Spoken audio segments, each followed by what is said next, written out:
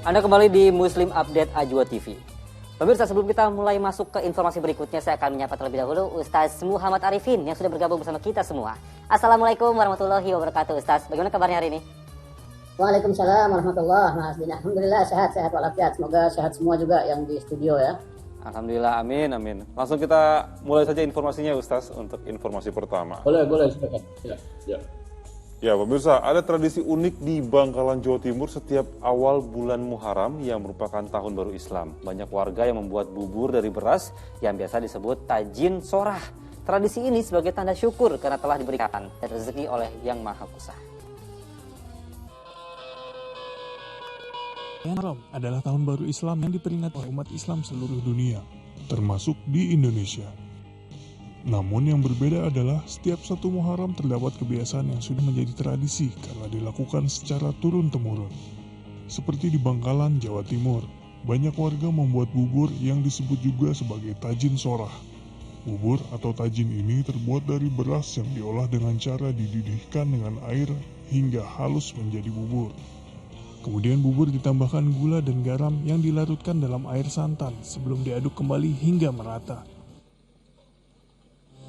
Agar rasanya manis, harus ditambahkan gula secukupnya dan jangan lupa tambahkan daging, bawang goreng, serta telur dan kacang goreng agar terasa lebih sedap. Kalau di kampung sini dinamakan bubur sorah, itu tradisi setiap tahun bertepatan dengan tahun baru Islam 1 Muharram. Menurut warga setempat, tradisi membuat tajin sorah adalah sebagai ungkapan syukur karena telah diberikan kesehatan dan rezeki yang cukup oleh Yang Maha Kuasa. Ya, hanya ada di tahun baru Islam biasanya tradisi orang Madura seperti ini.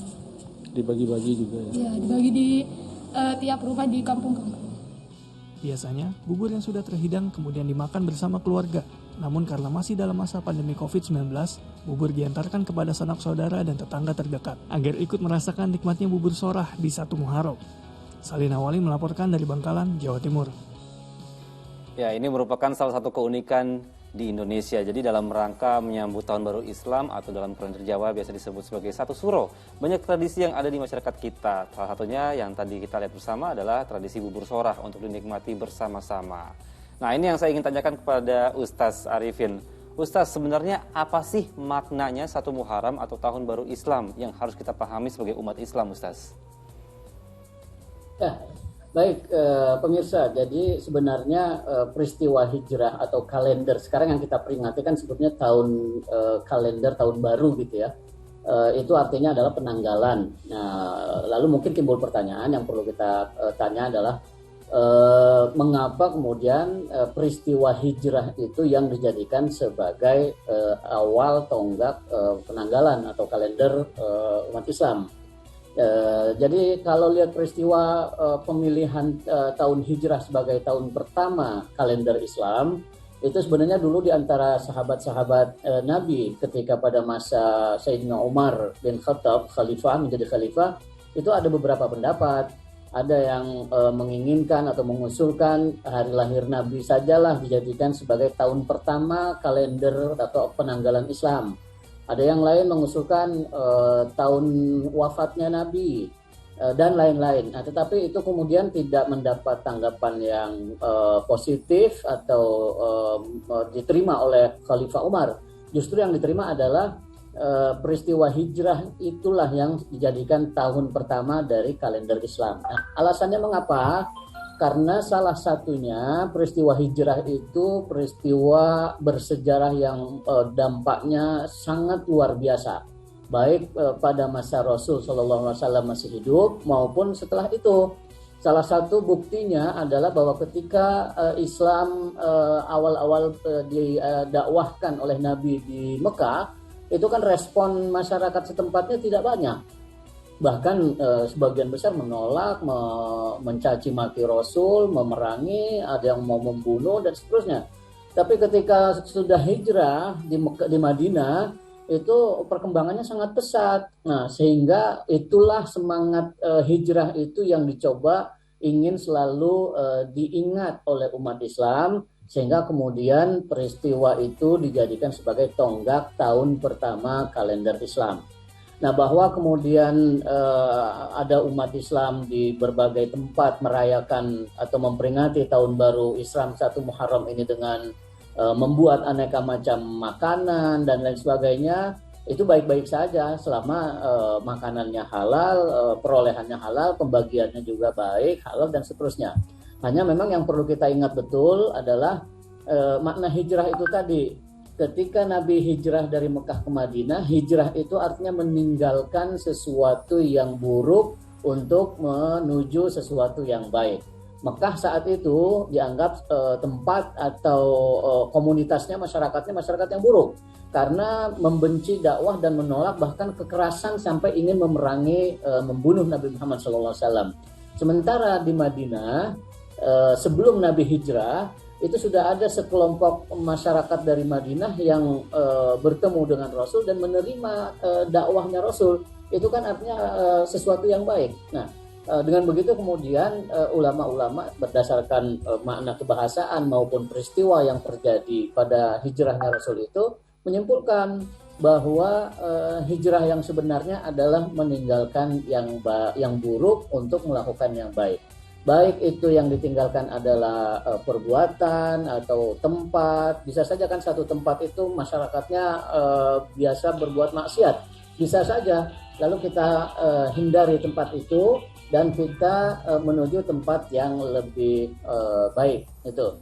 Nah, yang kedua saya kira kalau dalam konteks kita sekarang di masa pandemi ini, berhijrah atau memaknai 1 Muharram yang makna hijrah tadi itu adalah sangat tepat kalau kita menghindari segala macam, ya, meninggalkan segala macam hal-hal yang dapat membuat pandemi COVID ini semakin menjadi-jadi atau tidak selesai-selesai. Apapun itu, kerumunan atau tidak mencuci tangan dengan baik, tidak memakai masker di tempat-tempat umum saat kita bertemu dengan orang lain, itu kan berpotensi untuk menimbulkan bahaya atau keburukan. Nah, hijrah dalam konteks yang sangat sederhana atau kecil pada saat kita mengalami pandemi ini bisa kita artikan itu meninggalkan semua hal-hal yang berpotensi semakin tinggi kasus COVID baik pada diri lingkungan terdekat kita maupun secara nasional. Saya kira itu salah satu makna hijrah yang perlu kita renungkan pada saat ini. Ya, baik Ustaz.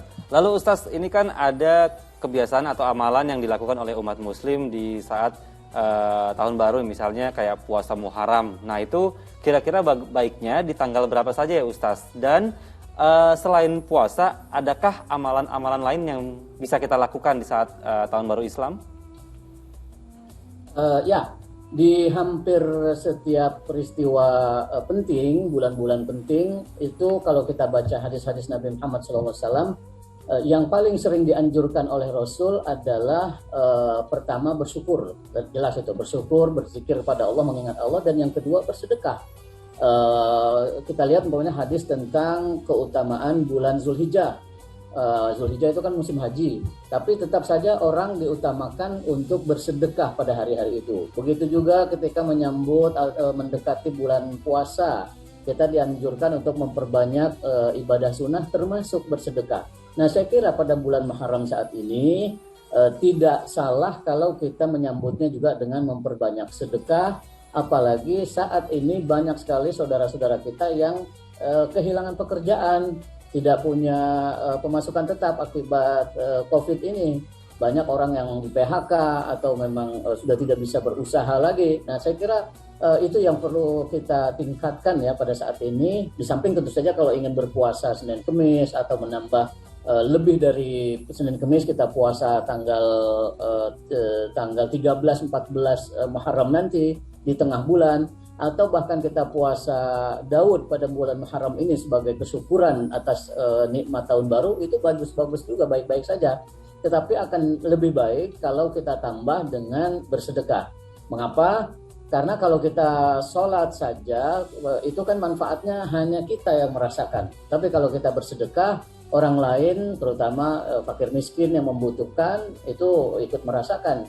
Dan disitulah kehadiran Islam sebagai rahmatan lil alamin itu membawa dampak positif bagi orang banyak. Dan dalam konteks kita sekarang adalah orang-orang terdekat lingkungan kita yang terdampak COVID itu. Baik, Ustaz. Saya kira begitu. Baik Ustaz, jadi salah satunya adalah kita bisa bersedekah dan mumpung momennya lagi seperti ini bisa membantu sesama dan juga sebagai menambah amal jariah kita ya. Baik, kita lanjutkan